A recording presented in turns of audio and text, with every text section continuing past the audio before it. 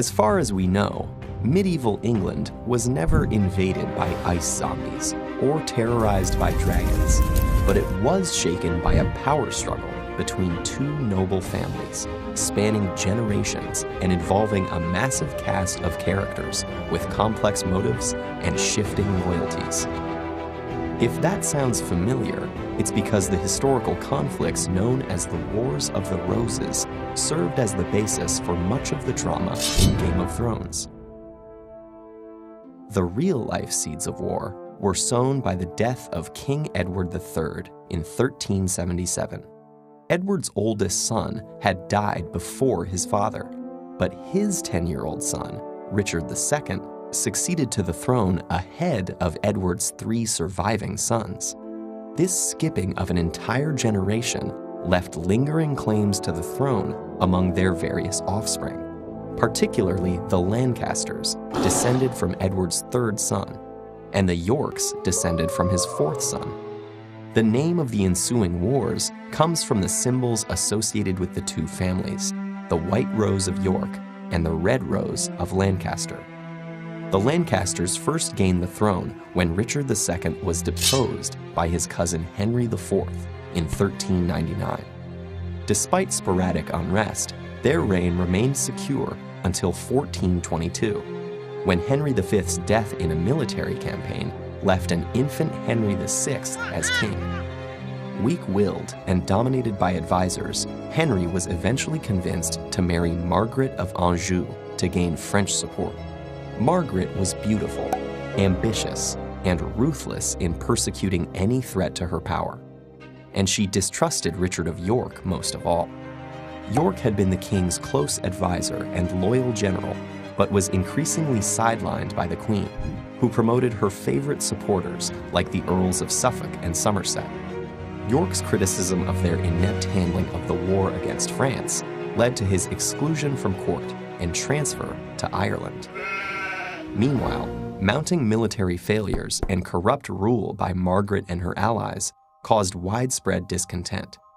And in the midst of this chaos, Richard of York returned with an army to arrest Somerset and reform the court.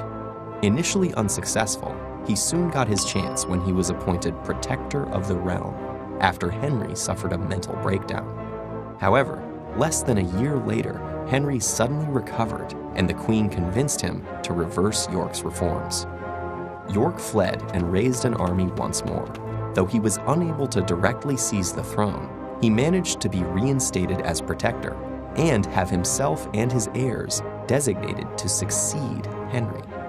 But instead of a crown, York's head acquired a pike after he was killed in battle with the Queen's loyalists. His young son took up the claim and was crowned Edward IV. Edward enjoyed great military success against the Lancasters. Henry was captured, while Margaret fled into exile with their reportedly cruel son, Edward of Westminster. But the newly crowned king made a tragic political mistake by backing out of his arranged marriage with a French princess to secretly marry the widow of a minor noble. This alienated his most powerful ally, the Earl of Warwick. Warwick allied with the Lancasters, turned Edward's jealous younger brother George against him, and even briefly managed to restore Henry as king. But it didn't last. Edward recaptured the throne, the Lancaster prince was killed in battle, and Henry himself died in captivity not long after. The rest of Edward IV's reign was peaceful, but upon his death in 1483, the bloodshed resumed. Though his 12-year-old son was due to succeed him, Edward's younger brother Richard III declared his nephews illegitimate due to their father's secret marriage. He assumed the regency himself and threw the boys in prison. Though no one knows what ultimately became of them, after a while the princes disappeared, and Richard's power seemed secure. But his downfall would come only 2 years later, from across the narrow sea of the English Channel.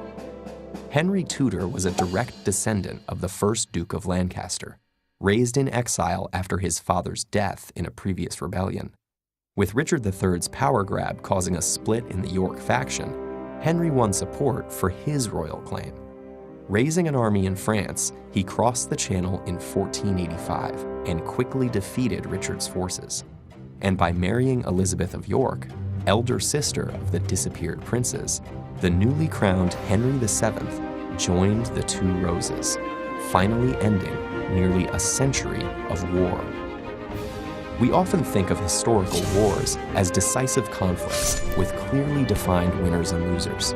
But the Wars of the Roses, like the fiction they inspired, show us that victories can be uncertain, alliances unstable, and even the power of kings as fleeting as the seasons.